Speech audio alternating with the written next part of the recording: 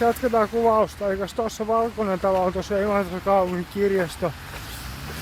kirjastotalo, missä on myös tämmöistä teatteriesitystä ja sun muuta vastaavaa. Eli tuo on Imatran kaupungin isoin pääkirjasto, mikä sijaitsee missä me nyt ollaan. Ja tää alue on tosiaan Mansikala aluetta. Ja tuo talo musta.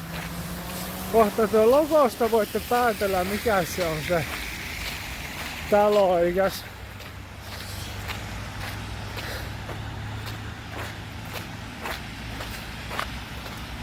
tosiaan siinä on Imatran kaupungin talo. Eli siellä on näitä Imatran hallituskokouksia pidetään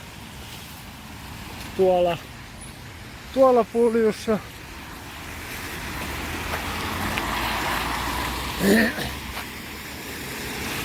Tässä on vähän liikennettä, niin